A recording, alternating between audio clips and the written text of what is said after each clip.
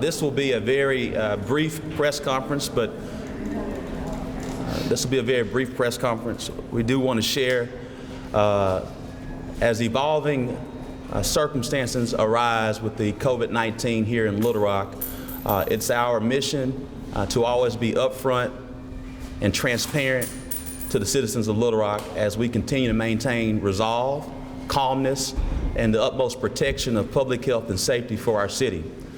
With that being said, we are now making the announcement that earlier today we have confirmed the City of Little Rock's first community transmission case of COVID-19, which is completely different from what has happened in Jefferson County, as well as with the UMS resident that was involved in certain things in Pine Bluff, as well as within UAMS and Arkansas Children's Hospital. So this is completely different. This is new information. We wanted to be very upfront with the citizens of Little Rock, but also to maintain peace and public health and safety, because there are certain things that we can still put in place, and we have already put in place with our preparedness plan. With that being said, Chancellor of the UMS, Cam Patterson, will now share what that actually means and what it is for the citizens of Little Rock. Chancellor Cam Patterson from UMS. Thank you, Mayor Scott, for bringing us all together and for your leadership on this important issue. So let me be very clear about what we're talking about when we talk about community transmission of COVID-19. The previous cases that have been reported in Arkansas have been tied to specific individuals who are known to be infected with COVID-19. So we knew how the individuals who were infected in Arkansas received and were infected with the virus. This new case is a case in which an individual was infected without contact to a person who is known to be infected with COVID-19. And that's what we talk about when we say that this is community transmitted COVID-19. Now, this means that there are individuals in the community who are infected with COVID-19 who we don't know about, one of whom transmitted it to this individual. Now, there's nothing surprising about this. We knew that this was going to happen, and this is exactly the way that influenza is transmitted through a community. So there's nothing unexpected about this, there's nothing surprising about this, and there's nothing about the guidelines that Mayor Scott, that myself, that Marcy Doder, that the Arkansas Department of Health have promulgated that will change because of this. But it's important that we share this information with you. So what does this mean? Well, it means that everything that we have been talking about in terms of social distancing, in terms of hygiene, remain critically important. And as a disease like COVID-19 becomes endemic, meaning that it is in a community, it becomes much more important to focus on hygiene, on recognition of symptoms and directing people to appropriate care, and social distancing, and issues like quarantine for people who have been known contacts becomes critically important. But it doesn't change the nature of how we reduce the probability that people become infected and how we reduce the probability of transmission. So there's nothing surprising about this, and there's nothing unexpected about this, but it further emphasizes how important it is for each of us to promulgate good practices that reduce the probability of infection, and that we as individuals teach one another and practice those responsible behaviors to make sure that the prevalence of COVID-19 in our community remains as low as possible. And the actions that have been taken over the past 48 hours are exactly the actions that are needed to make this happen. Now, one question that is asked of us is, what does this do to the healthcare system? How does this change us? Will we have the resources to manage an endemic infection of COVID-19? And the answer broadly is yes, but it also means that we have to be good stewards of the resources that we have. I've been in constant contact with Marcy Doder at Arkansas Children's Hospital. I know that our capacity to manage acutely infected patients who need to be in the hospital is very good. We have adequate supplies of personal protective equipment. We have adequate manpower. We have adequate beds to manage patients who require inpatient care. That is not going to be a limitation for us. But it's important to remember that the vast majority of patients who are infected with COVID-19, or frankly any respiratory infection, are best managed at home. And simply because there is a concern about COVID-19 infection does not mean that you need to call an ambulance, you need to go to an emergency room, you need to be in a doctor's office. Those are the worst places for you to be if you are a walking person who has COVID-19 infection but no serious illness.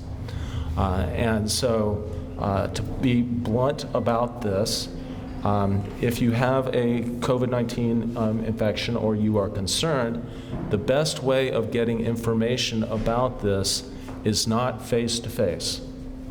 Okay, and we're working very hard to make sure that there are resources available for people here in Arkansas who need to get information about COVID-19 infection. If you are an adult or a child or have children, you can go to UAMS Health Now on your iPhone, on your tablet, on your laptop, and interact directly with a UAMS healthcare provider 24 hours a day, 7 days a week. We've had hundreds of queries over the past 12 hours. I'm sure we'll have hundreds more going forward. We're there to answer any questions that you have and help triage you if you need to go somewhere else. We also have 2 phone lines that are available, one for children, that's staffed by Arkansas Children's Hospital, and it's 1-800-743-3616. And if you are an adult, you can call a UAMS healthcare provider at 1-800-632-4502. And those numbers are available to anybody who's physically in the state of Arkansas. The emergency room is not the place for people who have questions, and the emergency room is not the place for people who are otherwise walking around and okay. Physicians' offices are not the place for questions or for the walking sick either.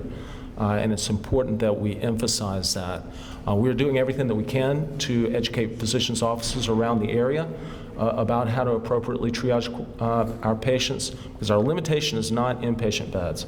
Our limitations are our ancillary services around the hospital.